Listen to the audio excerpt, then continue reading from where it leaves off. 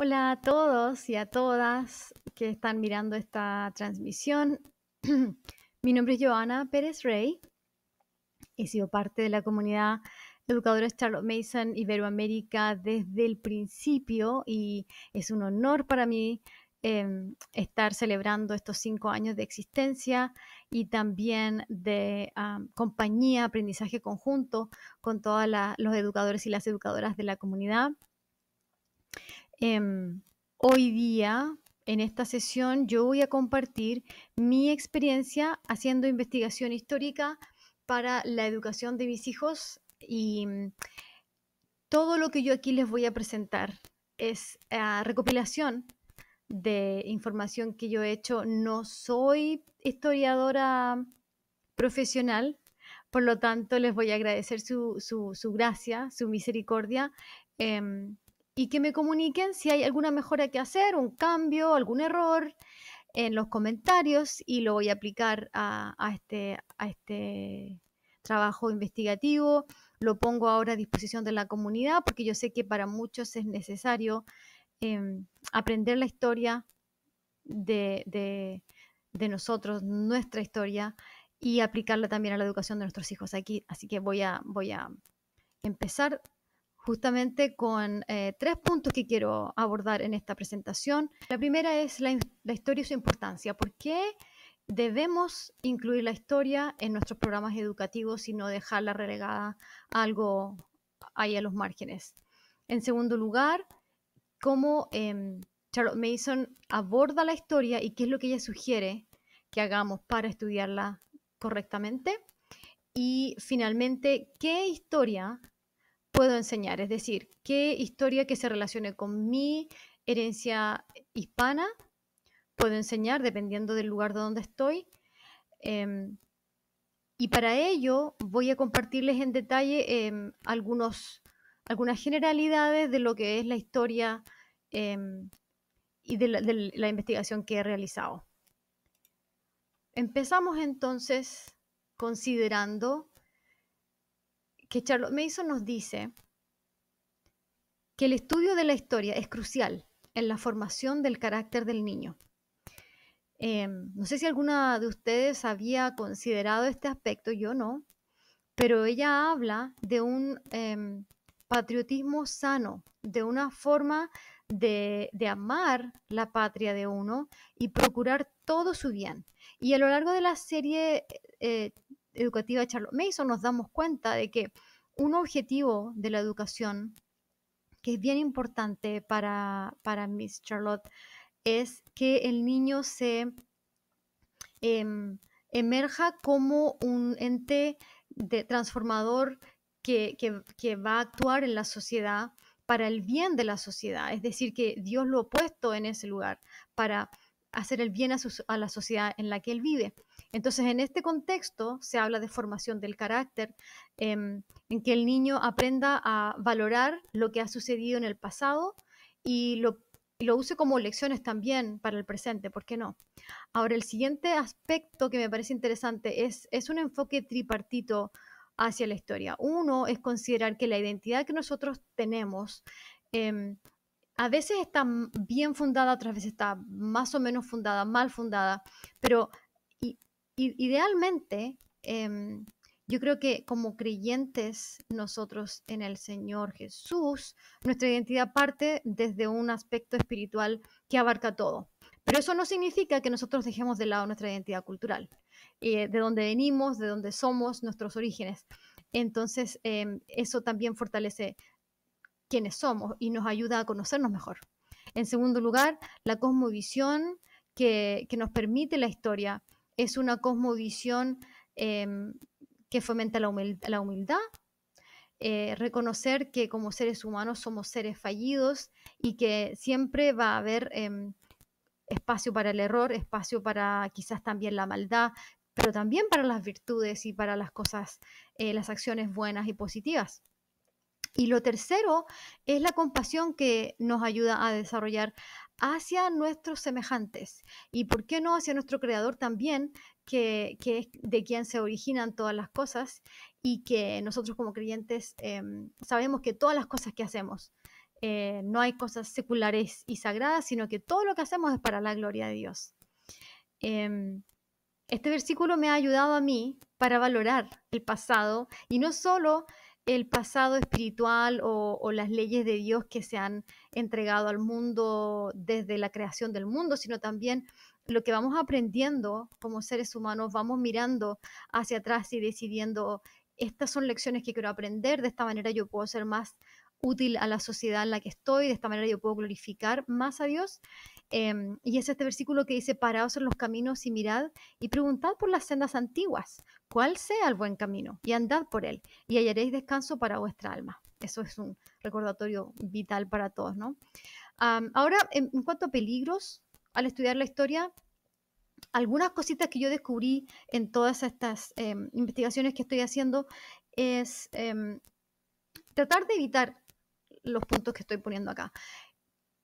El historiador, ya sea el experto o no experto, cualquier persona que se acerca a la historia, especialmente el maestro que va a desarrollar un programa de historia para sus estudiantes, su rol es explicar, su rol es guiar, pero no es juzgar, no es caer en esa falla de mirar el pasado con los ojos del presente, como se dice, que es el presentismo, la historia no se puede usar tampoco para juzgar el pasado y emitir juicios, quizás erigirnos superiores a los personajes del pasado, sino más bien acercarnos a ella con la humildad que mencionaba antes, que nos permite de alguna manera elevarnos a un nivel en que no queremos ser mejor que el otro, sino más bien aprender del otro, aprender de sus acciones. Ahora, la memoria histórica, estos son pensamientos que me parecieron interesantes de reflexión. Aquella memoria histórica que a veces se desea difundir por parte de los gobiernos o partidos políticos, etcétera. Yo creo que tenemos que tener el cuidado de saber que no necesariamente la memoria histórica es la vida, o sea, lo verdadero, ¿no es cierto?, lo honesto, porque en general los seres humanos vamos a contar lo que nos conviene y lo que le conviene al gobierno de turno a veces. Entonces, tener cuidado de que eso también no se convierta en un adoctrinamiento. Y finalmente, cuando hacemos ponemos atención en estos aspectos, también yo creo que no vamos a caer en infantilizar el análisis histórico diciendo estos son los buenos, estos son los malos, que es algo que hacen los niños, ¿no es cierto? Sino que buscar la madurez en decir, toda esta historia es compleja y tiene sus lados buenos y malos, tiene sus luces y sombras, como se dice, y que no hay nada de malo en ello, es parte de la naturaleza humana y es parte del conocimiento humano. Ahora, en cuanto a la historia de las Américas, yo quisiera mencionar 4 puntos que me parecen interesantes. Uno es cómo se ha enseñado hasta ahora la historia de las Américas. En la mayoría de nuestros países se entregan los hechos sin un contexto histórico, se entregan los personajes y las fechas sin las ideas que sustenten esas acciones. Entonces al niño le cuesta mucho memorizar la historia como ha ocurrido.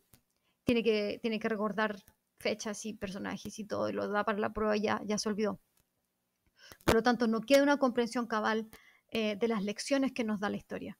La otra opción que se da bastante son los estudios geográficos, y varios métodos pedagógicos los usan y saltan de un lado para el otro en el mapa, van por área o por periodo histórico también, y caen, ¿no es cierto?, por ejemplo, en el eurocentrismo, en decir, mirar todo desde la perspectiva europea, o también el otro extremo, mirar todo desde la perspectiva solamente americana y quedarse como en una burbuja.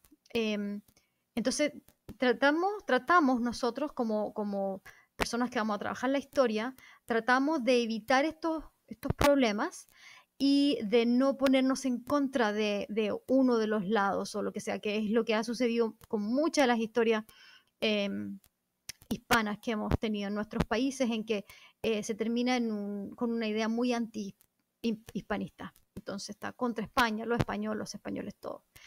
El otro aspecto son los mitos fundacionales y darnos cuenta de que cada país tiene su propio mito fundacional, cada país tiene un relato de nación y a veces estos mitos em, pueden oponerse entre sí. Hay algunos mitos que bueno, todos se inventan en algún punto y se utilizan en función de varias, varios aspectos. Pueden ser políticos, pueden ser económicos, etcétera.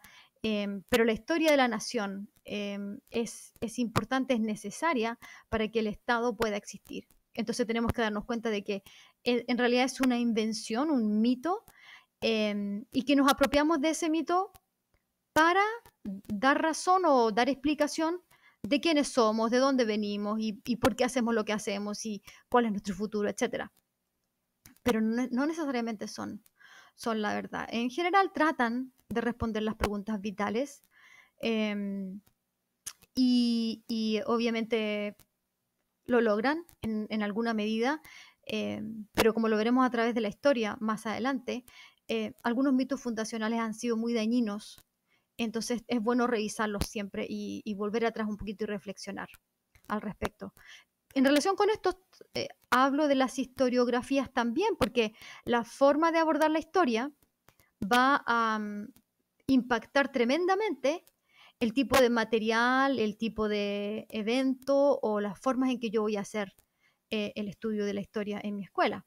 Y las historiografías o los abordajes de la historia pueden ser tradicionales, es decir, políticos en función de la política, no la política de partido, sino de la política más amplia, nacionalista, marxista, social, cultural, postmodernista, etcétera, y todo eso incluso pueden combinarse entre sí. Pero hay otra historiografía que me interesa muchísimo abordar, que es la de la historia comparada, y más o menos a fines del 1800, que es cuando también Charlotte Mason está escribiendo su serie educativa, surge un estudioso de la historia, un experto en la historia, que es Bolton, y él desarrolla una tesis en la cual él propone que la historia de las Américas debe comprenderse y enseñarse como una historia hemisférica, que no solo se enfoque en un país, que en su caso es los Estados Unidos, sino que considere la interconectividad de varios contextos coloniales y precoloniales de las Américas. Entonces, promueve la idea de una historia común para todo el hemisferio, en lugar de centrarse en historias nacionales aisladas. Su enfoque, conocido como la historia de la Gran América, buscaba comprender las interconexiones y los procesos compartidos entre las diversas regiones de América y desde una perspectiva comparativa y continental. Me parece muy llamativa esta tesis. Yo la estaba investigando bastante y obviamente que también tuvo unos problemas la tesis, quedó relegada por varias razones, pero yo creo que nos puede ayudar bastante en el estudio de la realidad de la América hispana, que es lo que nos atañe. Finalmente, ya para cerrar esta sección, es que puse allí una cita que lamentablemente no he logrado encontrar el autor, pero lo haré, que dice que somos una cultura aspiracional, es decir, en algún momento estábamos aspirando, tratando de ser como lo fue Francia, ahora es Estados Unidos. Y falta un coraje de ser lo que somos. Ninguneamos los grandes ejemplos de nuestro país, que me parece muy triste. Yo como chilena en Estados Unidos he podido comprobar cómo los hispanos acá estamos un poco perdidos en cuanto a la historia hispana en Estados Unidos y quizás también la historia o identidad anglosajona un poco absorbe todo lo demás. Entonces creo que como educadores hispanos en el país en que estemos, yo creo que podemos investigar y podemos hacer valer la historia nuestra, no perderla, y también las ganancias, los aprendizajes, pasárselos a nuestros hijos.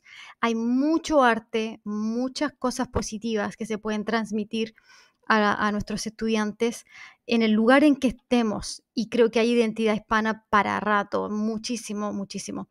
Así que los animo a hacer el ejercicio, tomar su cuadernito y empezar a compartir esta información. Yo la investigación la voy a compartir más adelante, los resultados de la historia, para que también puedan ustedes un poquito comprender desde dónde vengo yo, desde dónde, digamos, parto cuando estoy hablando de una historia hispana para todos nosotros. Ahora voy a concentrarme en lo que Charlotte Mason habla y nos sugiere sobre el estudio de la historia. Ella considera que la historia está dentro del conocimiento del hombre, que es uno de los 3 conocimientos que recibe el niño durante su educación. El primer conocimiento es el conocimiento de Dios, ¿no es cierto?, a través de las Escrituras, y el conocimiento del universo es lo que le rodea, lo creado, y el conocimiento del hombre es toda la creación que el ser humano ha hecho durante su existencia en este planeta. Y entonces allí ella habla de la historia y lo que el ser humano ha logrado o ha hecho o ha realizado en el pasado.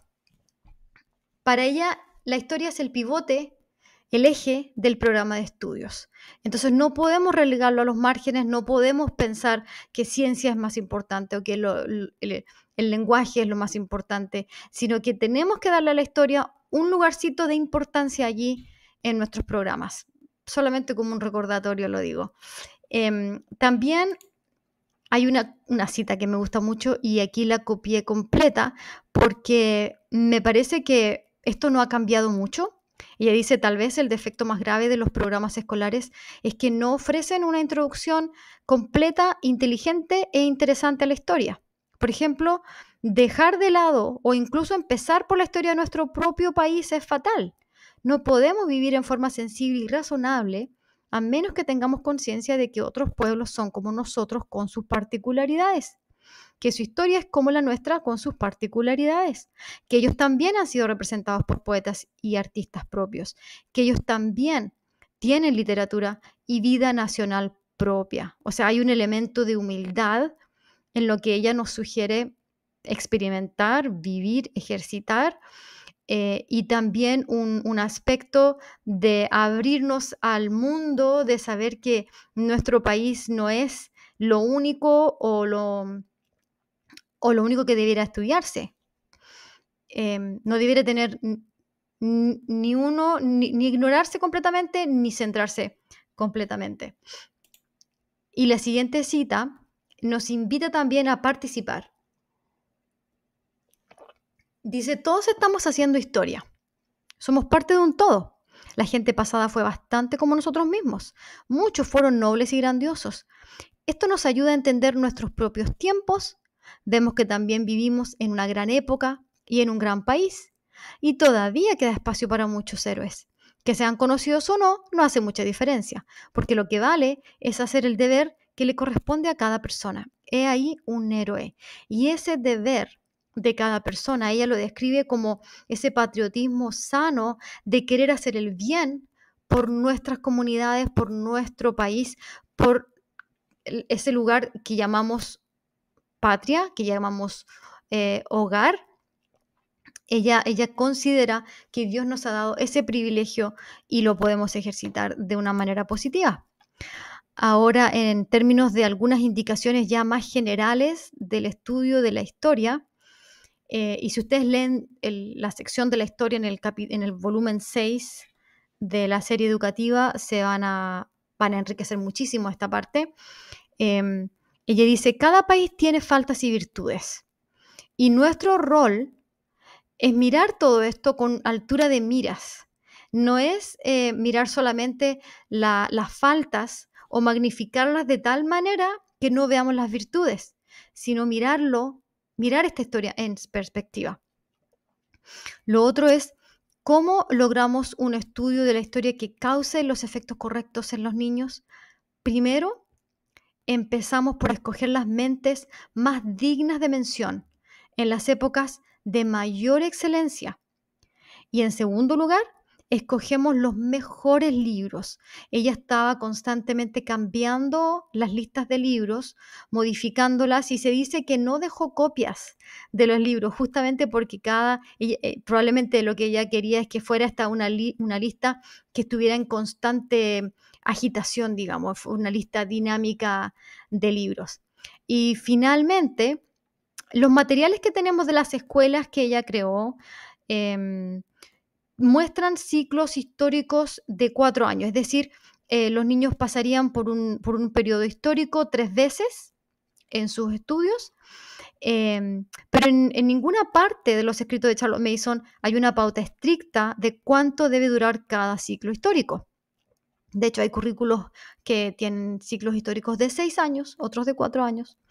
Lo que sí se estipula muy estrictamente es que debe hacerse en forma cronológica, en orden y siempre avanzando. Eso es como lo más vital.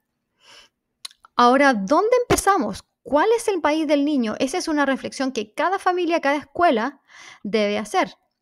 Pero ella, como cristiana, profunda cristiana, siempre estaba pensando en el reino, y como ella nos sugiere, nosotros no separamos lo secular de lo sagrado, ¿no es cierto? Entonces ella siempre estaba pensando en el reino de los cielos, y ella consideraba que el festín que ofrecía a sus alumnos debía incluir a todas las naciones en círculos concéntricos cada vez mayores, cuyo eje era el niño o punto de inicio.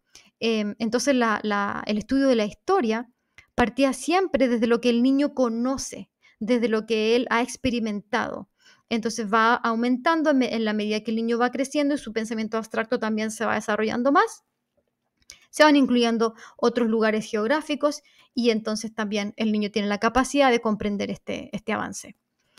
Creo que es un buen punto de reflexión aquí, pensar cuál es la realidad de mi niño, no la realidad mía como educador.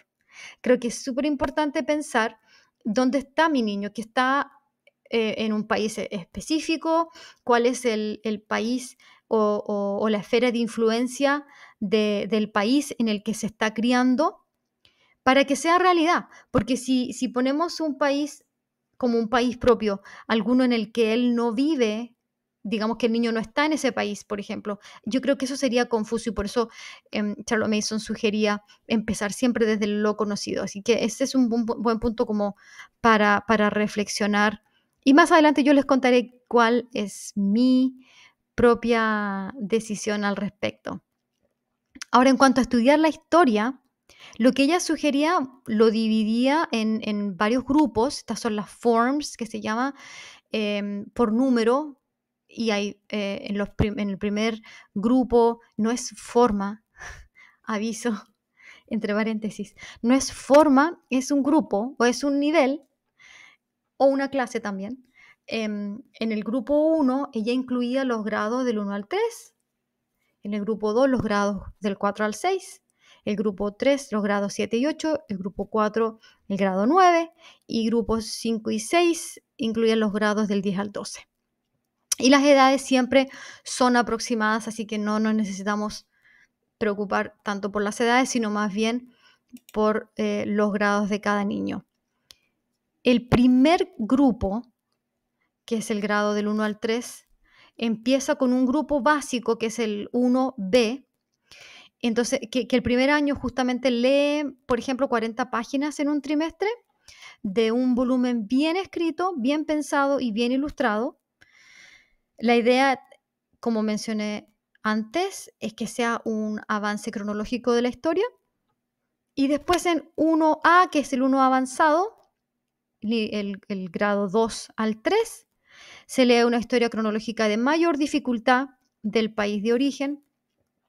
La historia se amplía e ilustra con breves biografías de personas relacionadas con el periodo estudiado, encantadores cuentos de monumentos, si se puede visitarlos mejor. Ella menciona la importancia de visitar los monumentos o de contar sus historias si es que no se puede ver. Y finalmente, bueno, y el grupo 2, que viene a ser el grado del 4 al 6, en ese punto ya se añade un país vecino.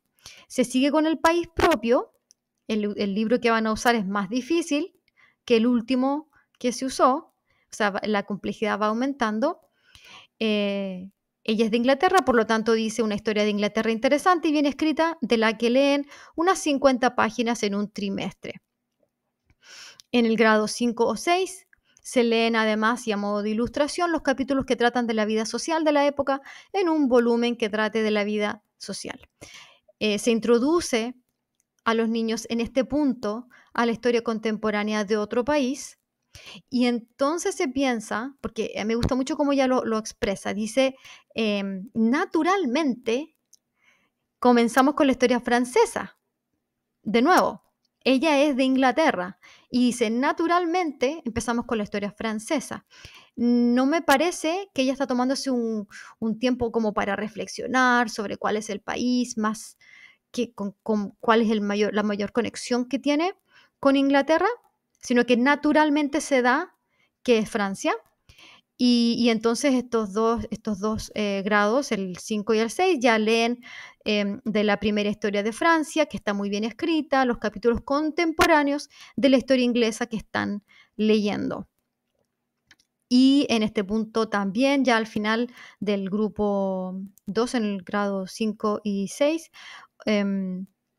incluso en el año 4 también, se puede añadir la historia antigua, y se escoge un libro que aborde los temas de la historia antigua y se lea cronológicamente. En el caso de ellos leían un libro del Museo de Arqueología, creo, no estoy segura.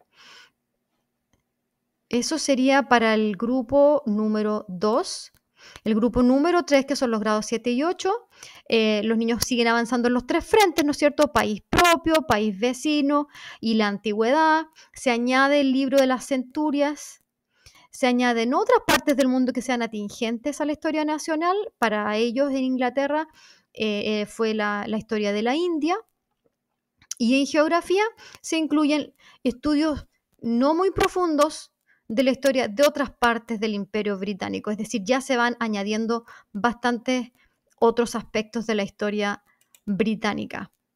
En el grupo 4, que es el grado 9, los alumnos pasan a estudiar historia del país propio en un libro un poco más difícil que lo estudiado hasta entonces, junto con la historia de las cosas cotidianas en Inglaterra. O sea, el aspecto social se sigue estudiando. Aquí también se introduce en líneas generales la historia europea. Ya hay una expansión, ¿no es cierto?, de la historia y se expande hacia Europa. Se continúa con el libro de Antigüedad y el libro de los siglos, y también se usa la literatura para añadir esas obras que son un poco más complejas de leer para los niños. Ya en el grado 9 no tienen ningún problema para leer una historia que sea literaria, pero que también aborde la historia del país. Y finalmente, en el grupo 5 y 6, que son los grados últimos, ya los estudios son más avanzados, más copiosos, más profundos, y se ilustran con lecturas de la literatura de la época, que ya un poco se había empezado también antes. Se añaden eventos actuales. Es posible, si los niños están leyendo, por ejemplo, en el caso de estos niños ingleses, si ya estaban estudiando francés desde el primer año, sabían algo de francés, ya se puede añadir un libro sobre Francia en francés. Y eso se puede hacer, por supuesto, si aplica para nosotros. Y dice ella, como ya no se puede continuar el estudio de la historia griega y romana en detalle, se ha estudiado todo, se puede encontrar alguna buena obra que sea como un repaso y obviamente que tenga excelente calidad. Finalmente, los aspectos geográficos de la historia forman parte de la asignatura Geografía.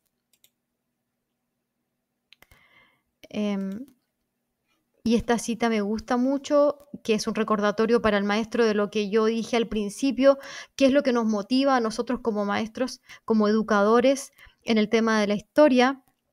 ella lo experimenta, lo expresa así. Vivimos en tiempos cruciales para todo el mundo, pero especialmente críticos para los maestros, porque a ellos les corresponde decidir si debe perseguirse el bien personal o el general, si la educación debe ser meramente un medio para salir adelante o un medio de progresar en general hacia un pensamiento elevado y una vida sencilla, y como tal, un instrumento para el mayor bien nacional posible, no un instrumento político, un instrumento ideológico, sino un instrumento para generar el mayor bien posible de nuestros países. Qué hermoso llamado de la historia. Ahora pasamos a la investigación histórica que he realizado. Tengo tantas páginas de eventos, de personajes y ver la línea de las cosas, de cómo progresa la historia del hombre es realmente muy, te genera mucha humildad porque somos parte de algo muy grande.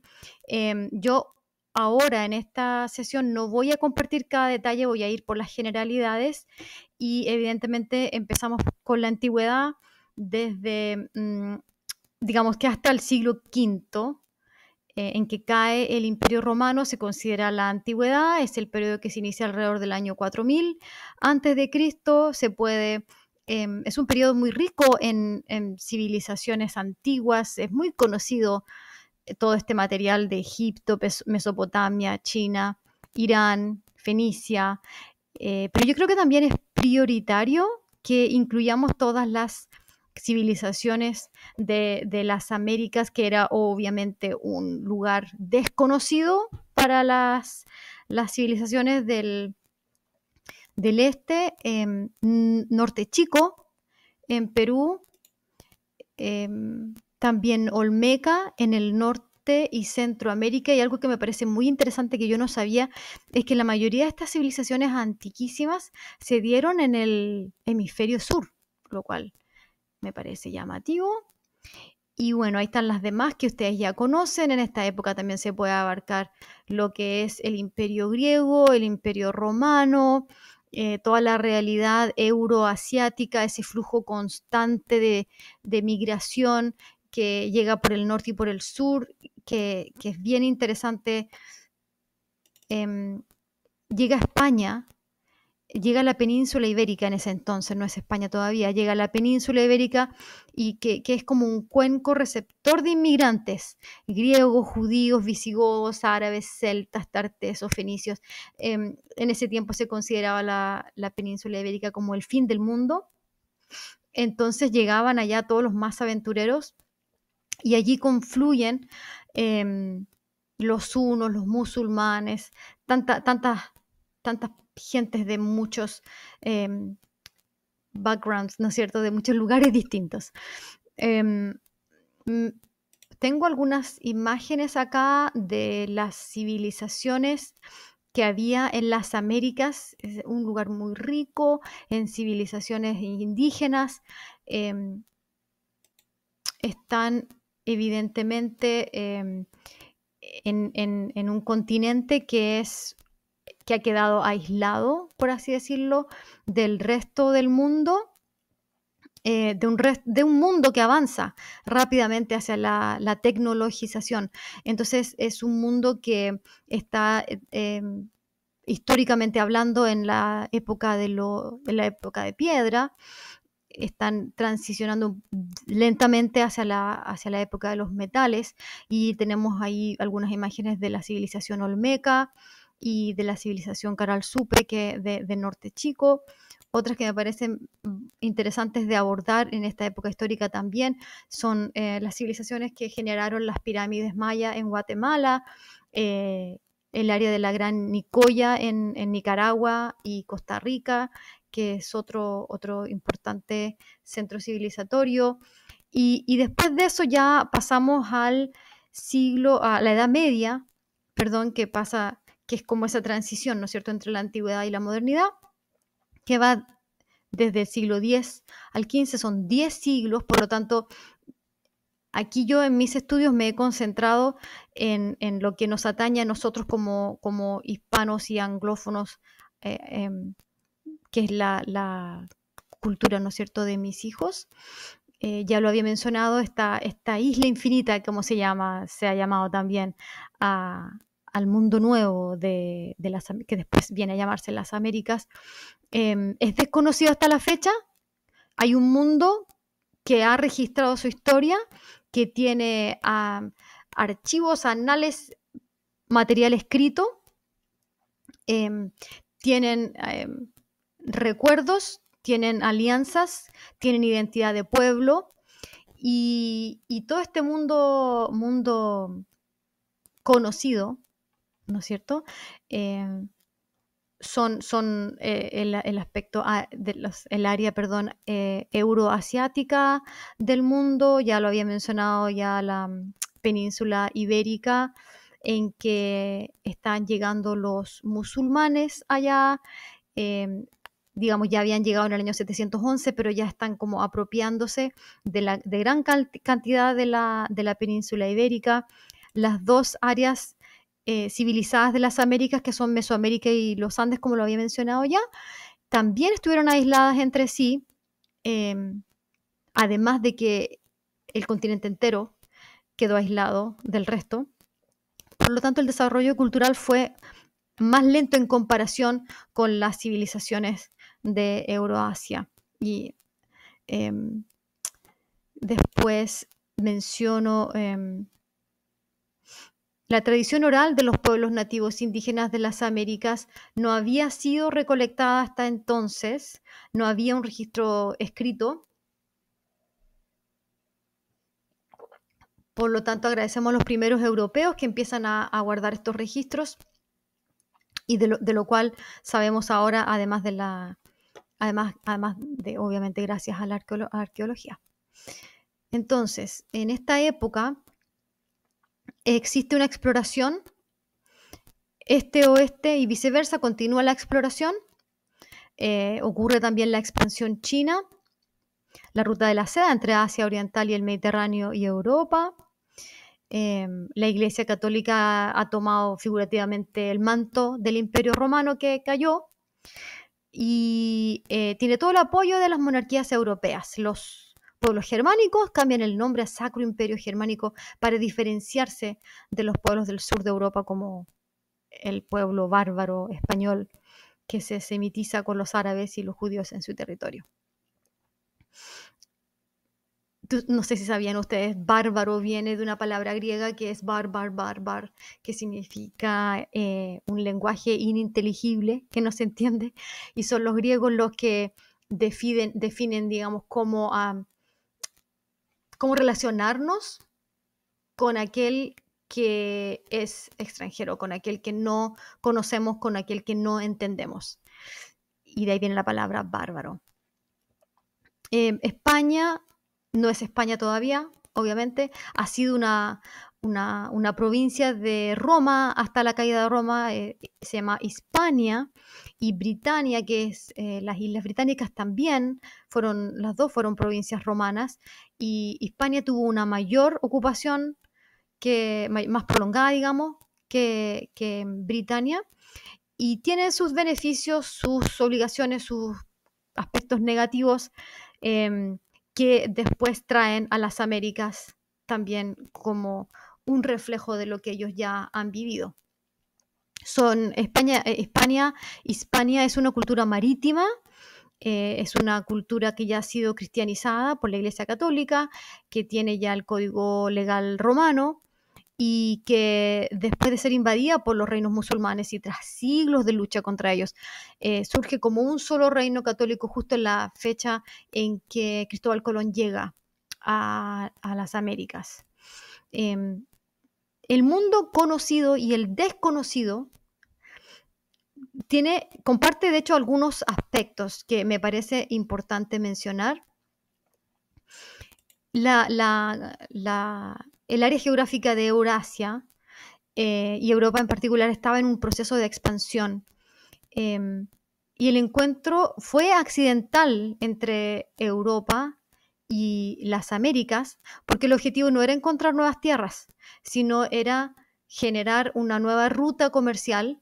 Justo en esas fechas, en esa época, el Imperio Otomano se apropió de Constantinopla y de hecho le cambió el nombre, se llama Estambul ahora, y cerró las rutas comerciales europeas con el Asia. Entonces era una necesidad grande, especialmente para España, que era un país muy pujante, un país reciente, o sea, 1492, 1493 ya están generando una nueva identidad nacional. Y allí también surge la necesidad de los reyes católicos de echar de sus tierras a aquellos súbditos que no cumplían con los deseos de la monarquía católica, que eran justamente los judíos, los árabes, tenían otra religión. Y a partir de entonces hay una diáspora de personas judías y árabes por el mundo. El otro aspecto interesante del mundo conocido y desconocido que comparte es la esclavitud, que creo que vale la pena mencionar aquí. La esclavitud era una práctica antigua en África y en Asia y siempre existió en mayor o menor medida y con mayor o menor crueldad también en los pueblos indígenas de América. No fue nada nuevo cuando llegaron los europeos con esclavos del África, aunque sí, yo creo que lo diferente era que venían de un área muy, muy, muy distinta, pero la esclavitud en sí ya sucedía hace mucho tiempo. Estos 10 siglos, del 10 al 15, ven un crecimiento muy grande en el comercio y en lo que puede generar para cada reino, para cada monarquía. En el año 1492, cuando Cristóbal Colón llega a América, no tenía idea que no era la India y de hecho él murió jurando que no era otro lugar más que la India. Y bueno, tuvo varios viajes, ¿no es cierto?, en ese fin del tiempo. Y pasamos al siglo XVI con una entrada de España, una entrada inigualable de España al Nuevo Mundo. Desde los siglos XVI al XVIII suceden varias cosas bien importantes. Primeramente, es un proceso doloroso de parto en las Américas. Es muy doloroso, la verdad. Hay una muerte de algo y una vida de algo. Se genera una nueva realidad que dura 300 años, lo cual no es menor. Desde 1532 hasta 1832 hay una semilla que ha germinado y esa semilla, por así decirlo, de las civilizaciones indígenas que estaban en este territorio y esa semilla de España que implica la tradición judío-cristiana, la razón griega, todo el pensamiento clásico y el derecho romano, se unen y generan una realidad nueva. Creo que este encuentro inevitable que ocurrió entre estos dos mundos es probablemente una de las cosas más maravillosas que ha existido. No maravillosa en el sentido de que haya sido muy todo muy positivo, muy excelente, sino más bien esos accidentes de la vida que generan nuevas cosas inimaginables. Así lo considero yo. Sabemos ya que desde Europa hay una realidad de rechazo o de una realidad contraria entre dos religiones que va a cobrar vida en el territorio nuevo, en este nuevo mundo, que es la lucha entre el cristianismo de la Iglesia Católica y el cristianismo protestante, que protesta, ¿no es cierto?, algunas enseñanzas contrarias a las escrituras. Se lucha por ese retorno a las escrituras básicamente, y que genera una realidad muy poco cristiana, que son justamente las guerras religiosas en Europa, que son pero batallas campales entre el catolicismo y el protestantismo, y allí se perfila España como una monarquía católica de todo nivel. Entonces,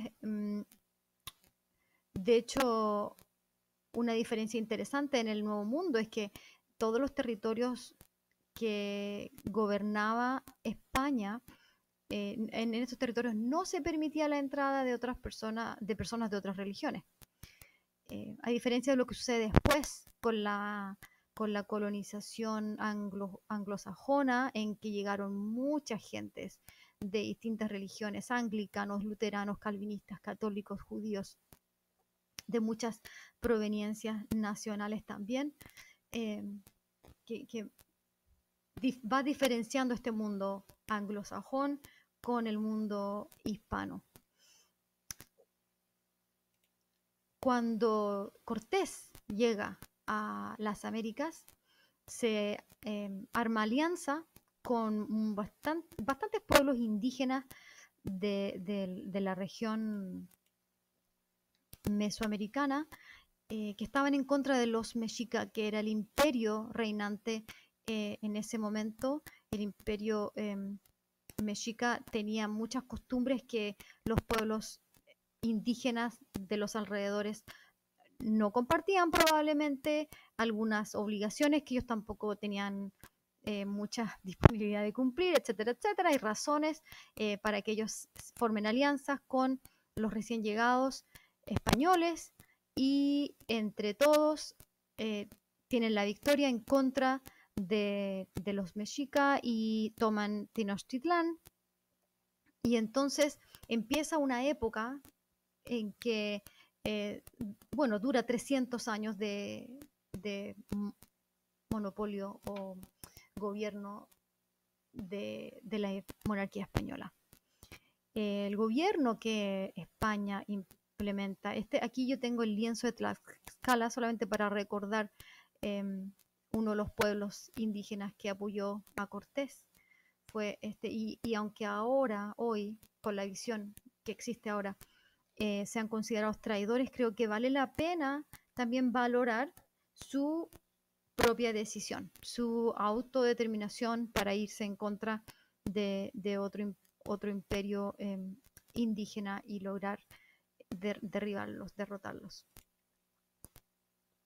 Justamente también en los 1500 más o menos ya llegan todos los españoles que van explorando el territorio.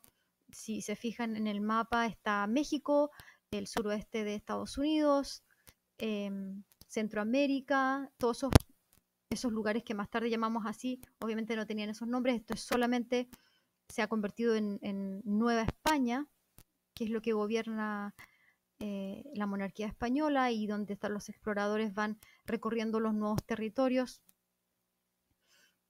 y obviamente reconociéndolos para la monarquía española. Después voy a quedarme aquí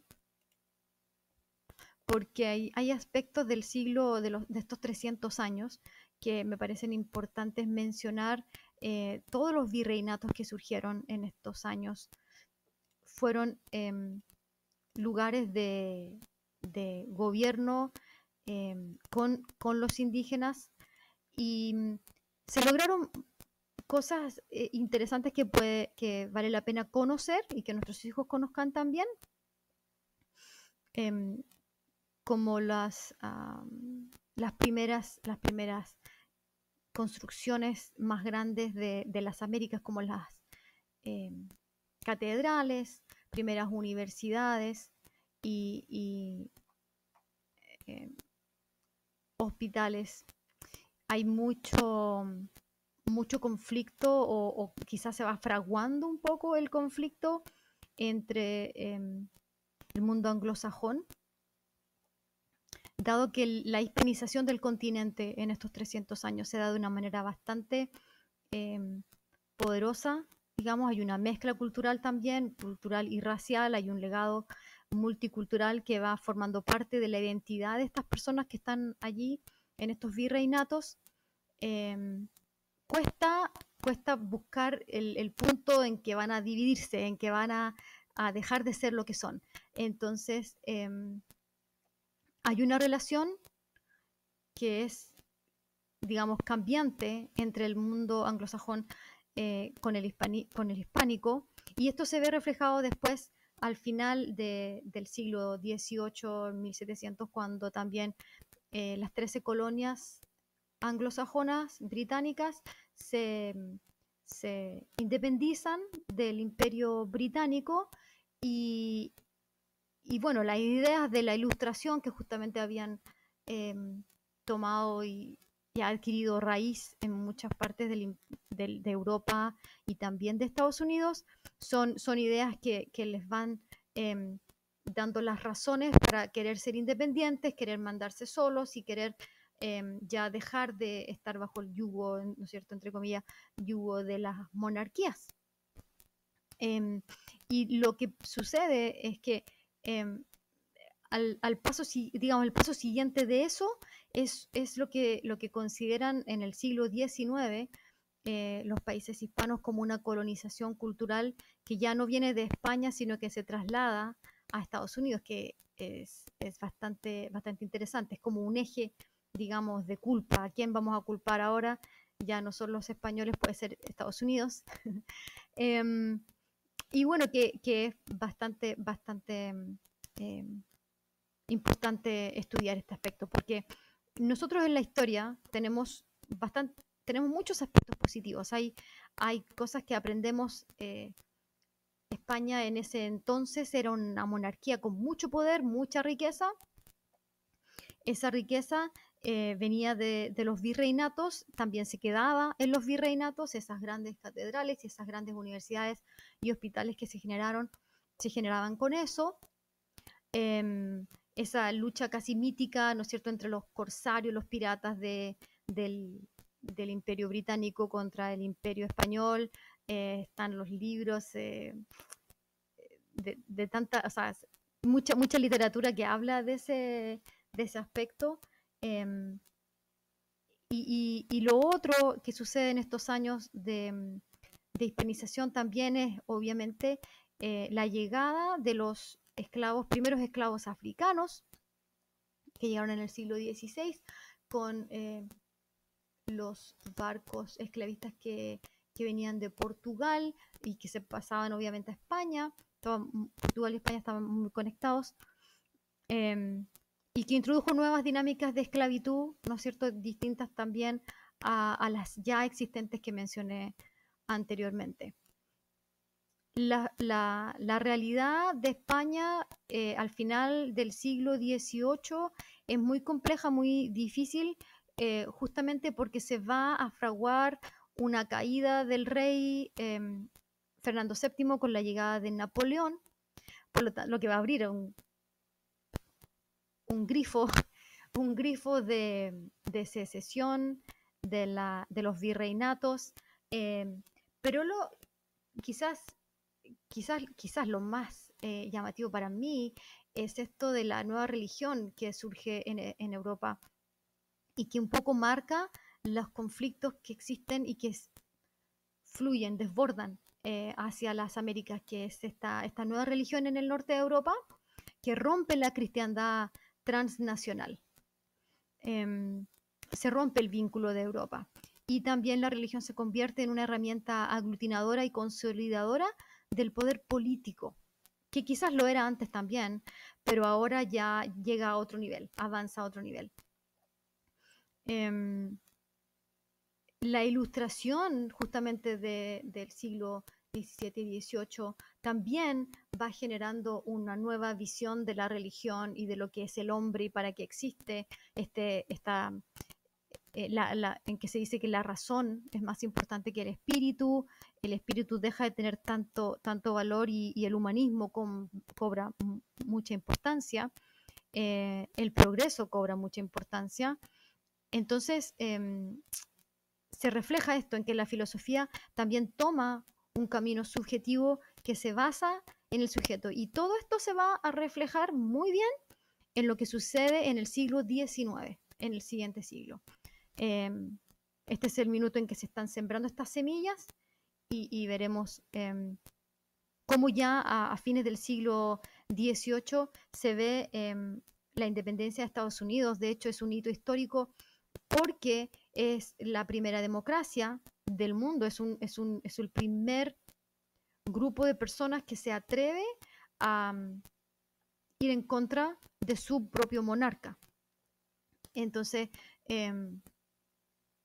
eso ya en sí es un gran hito. Y obviamente la Revolución Francesa también, que viene después, genera otros aspectos en Europa que abonan un poco ese campo tan sangriento de la guerra, que antes, si uno hace un análisis de las guerras, hay de hecho un experto que habla de guerra monárquica y guerra democrática, en el sentido de que las guerras monárquicas eran como terminaba, o sea, se formaba digamos, ganaba un lado u otro, se firmaba un tratado, ya se repartían los territorios que era necesario y se acababa, no había más problemas. Aunque empezara de nuevo la guerra, pero ya no había más problemas. Ahora él decía, las guerras democráticas que empiezan a finales del siglo XVIII y continúan en el siglo XIX son sangrientas y vindicativas. Se desea lograr que el lado que perdió pague todas sus faltas. No se deja tranquilo al que perdió, sino que se le sume en los más oscuros lugares de la historia, digamos, pasan a ser parte de lo peor de lo peor. Y eso obviamente se ve claramente en lo que pasa justamente también con España, con esto de la leyenda negra que se creó en el siglo XVI y XVII por parte de los países protestantes, ¿no es cierto? Y que se vuelve a tomar en el siglo XIX y se usa como alimento para la promoción o la propaganda de la leyenda negra en el siglo XIX. Y obviamente toda esa repetición de la leyenda negra no tiene mucho que ver con lo que sucedió en los 1500, digamos, que es cuando se crearon las catedrales, se generaron las primeras universidades, los primeros hospitales, se hizo la primera gramática, logros muy importantes de la hispanidad. Todo eso se olvida, ¿no es cierto? Y se mira solamente lo peor. Y eso, bueno, es parte un poco reflejo de las ideas que han estado ahí en el aire. Lo otro, al final del siglo XVIII, es cuando las 13 colonias, ya lo mencioné, se independizan, y en ese mismo tiempo, alrededor de ese mismo tiempo, el reino español todavía está, de hecho, generando misiones en California y en el suroeste. Y el Nueva España, el virreinato de Nueva España, ya ha crecido, se ha extendido muchísimo, y ahí nos encuentra el siglo XIX.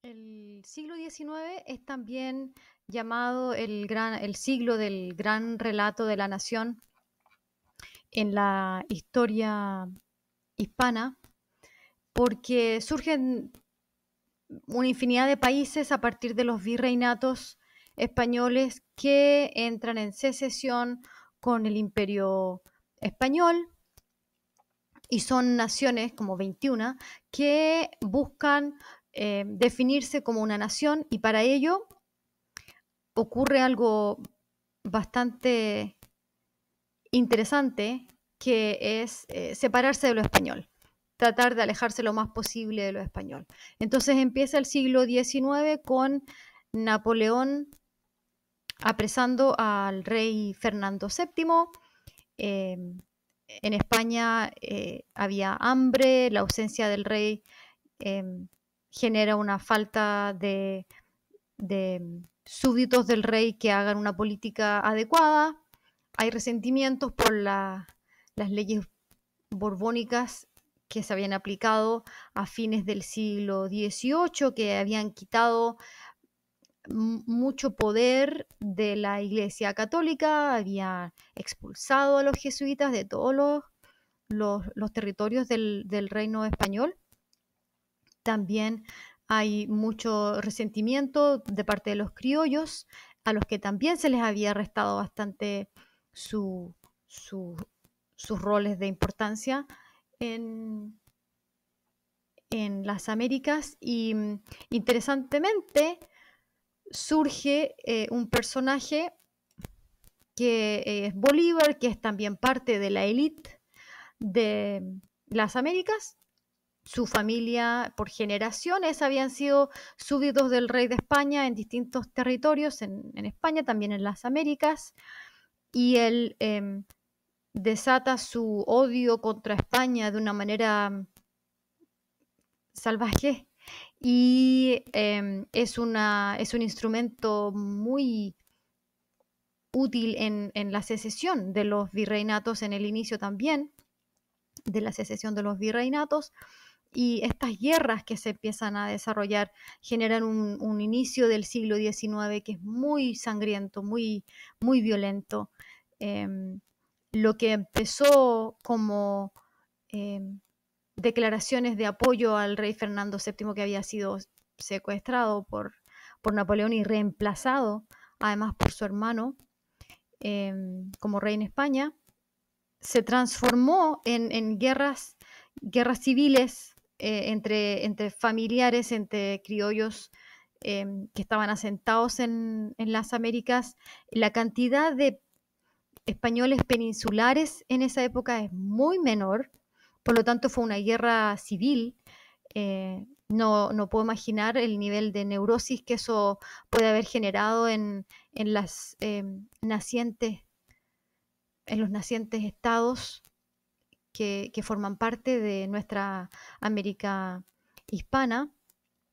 Y justamente es en estos años también en que, si ven el mapa, se producen todas las secesiones. Más tarde fueron llamadas guerras de independencia, pero fueron secesiones, guerras civiles en cada virreinato, y estos generaron un sinfín de nuevos países.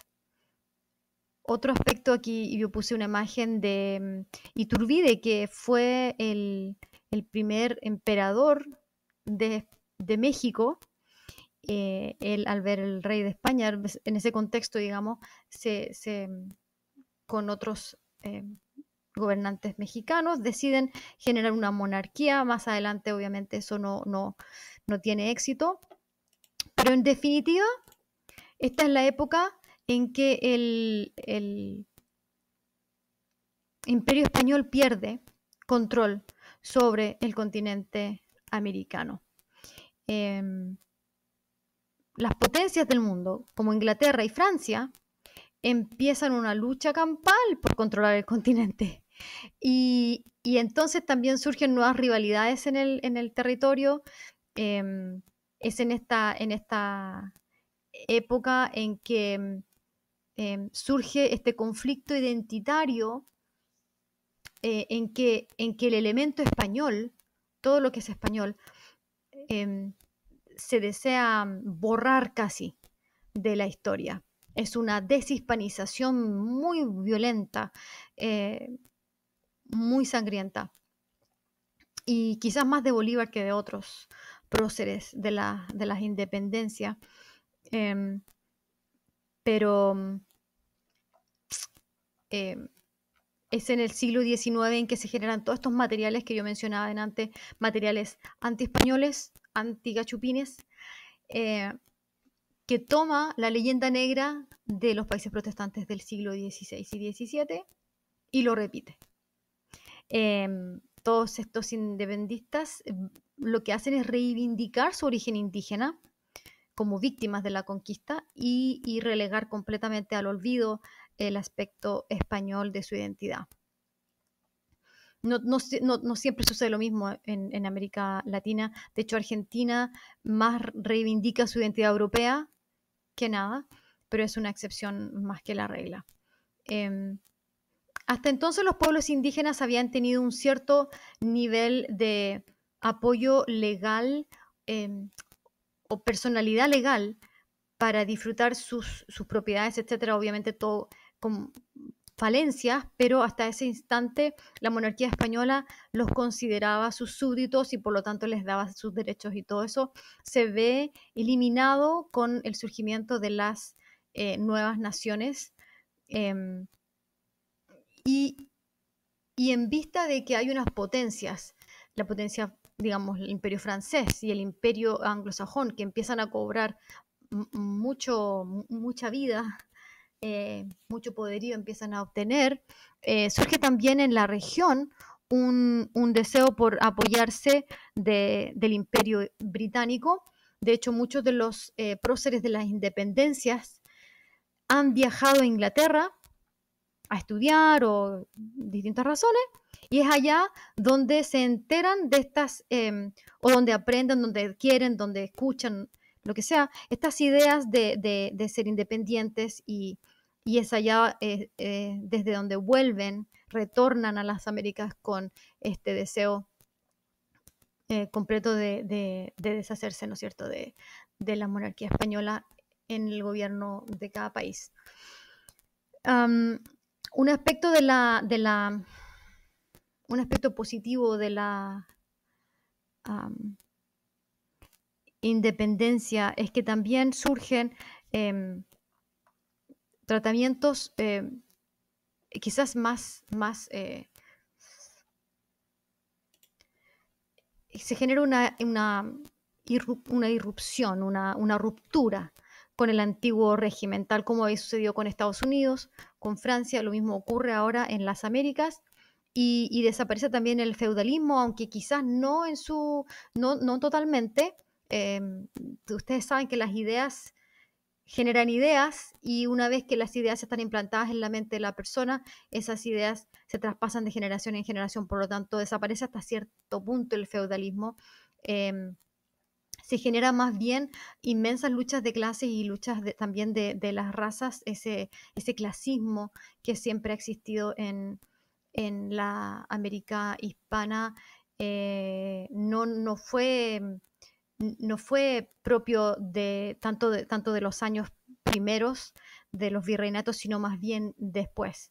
Surge esa comprensión de los indígenas como estos seres casi inocentes, ideales, que no saben qué es lo que hacen y que tenemos que casi ayudar. Es una visión bastante poco, no empodera, digamos, a la persona, sino que más bien la trata como si fuera un ser que no sabe lo que quiere, digamos. Entonces, pierden los indígenas muchos de sus pierden muchas de sus tierras. Eso ocurre, pierden mucho de sus comprensión legal, su visión legal frente a la ley.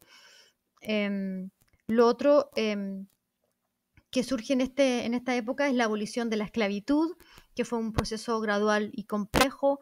Empezó con Haití y siguió por México, y eso también fue un factor, digamos, de importancia en la independencia de México más tarde, cuando llegaron los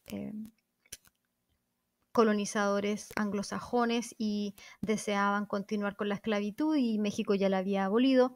Entonces era necesario que se independizaran, y más tarde ya pasa a ser parte de Estados Unidos, y varios de hecho, políticos prominentes de Estados Unidos decían que esto va a generar un problema después, más adelante, con el tema de la esclavitud, y así fue con la guerra civil que surgió en Estados Unidos. La esclavitud jugó un rol preponderante, pero eh, algo que nos atañe más de cerca es la guerra justamente entre Estados Unidos y México, en que México pierde sus territorios del suroeste y varios de los estados hispanohablantes donde todavía vivían ciudadanos descendientes de españoles y ya mexicanos, quedaron dentro de la línea dentro de la frontera de los Estados Unidos. Y como dicen aquí, la frontera, ellos no cruzaron la frontera los cruzó a ellos, los puso en otro lugar.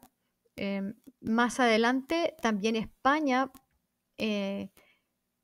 había quedado con Puerto Rico, con Filipinas y Cuba, pero pierde todo eso en la guerra de 1898 y Puerto Rico y Filipinas pasan a propiedad de Estados Unidos y Cuba queda como un territorio transitorio en poder de Estados Unidos, eh,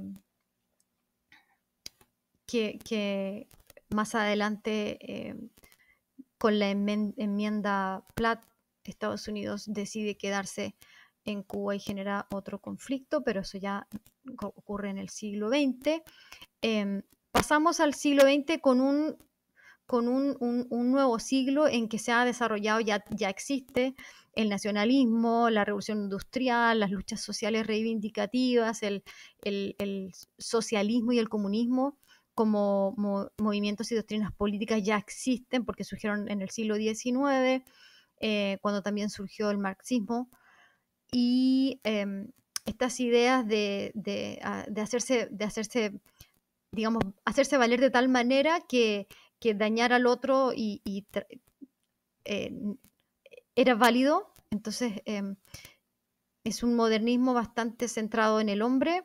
El siglo XX empieza con una pugna continua de la identidad hispana. Ya, si no me equivoco, es en el siglo XIX que Napoleón III creó la palabra Latinoamérica para hablar de la América española o de la América hispana, porque según varias personas quería abarcar toda la América, pero en realidad es bien interesante que genera ese concepto más bien como una forma de contrarrestar el mundo anglosajón, que está cobrando mucho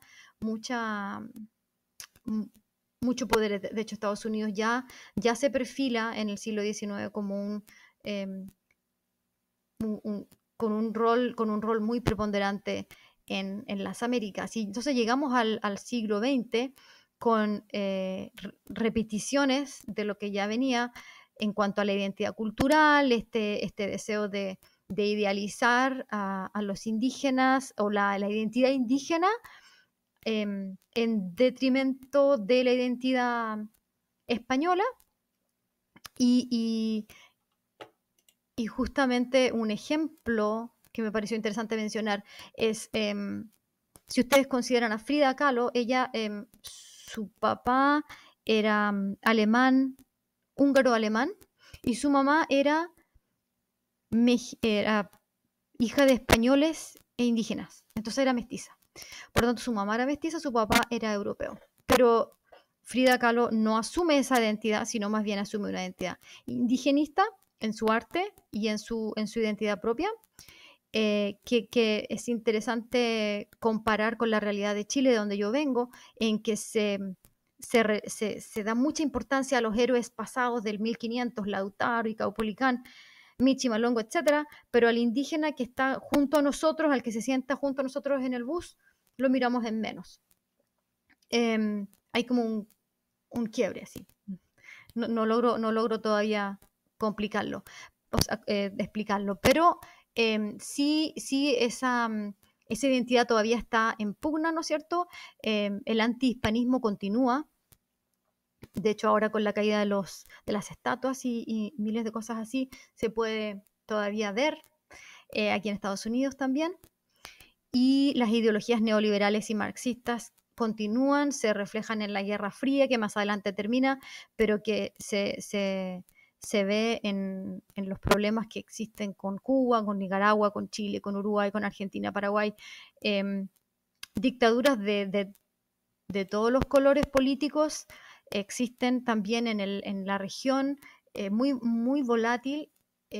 No ha habido una consolidación de la paz o de la comprensión eh, entre los pueblos, entre los países. No, o sea, de hecho somos más parecidos de lo que creemos ser, pero eso se ha borrado con el paso de la historia. Entonces, sí surgen estas ideologías como una forma también de responder a esa necesidad de la hermandad, ¿no es cierto? Ya no somos hermanos de sangre por la historia indígena, española, afroamericana, sino que somos hermanos si nos une una ideología. Entonces empieza a tomar como ese valor y todo se somete a esa ideología. Ya no es el amor a Dios o a la patria lo que me mueve, sino que es la ideología, etcétera, etcétera. Y así se va generando una filosofía contemporánea que, de nuevo, pone al hombre como Dios y como centro del universo.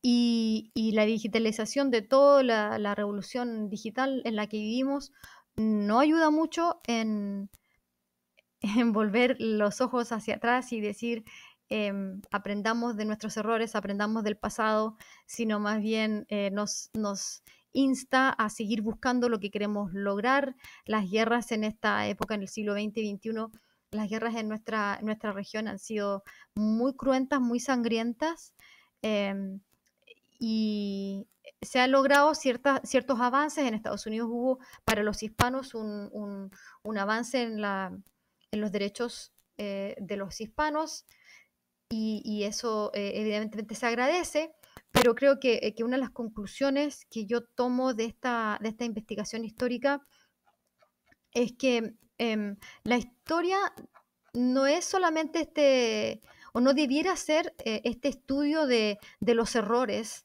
o de las maldades que cometieron los antiguos, sino que debiera ser ese momento en que yo declaro mi amor por mi país y declaro también esa intención de hacer lo mejor por mi país, y refleja de alguna manera que yo me acepto como persona, me acepto con mi identidad completa. Y eso significa que no tengo miedo de decir que provengo de tal y cual, o sea, hago todo un reconocimiento de mis orígenes culturales, y creo que eso ayuda, especialmente a los niños, ayuda mucho al autoconocimiento, que es uno de los aspectos vitales también de la educación que promueve Charlotte Mason.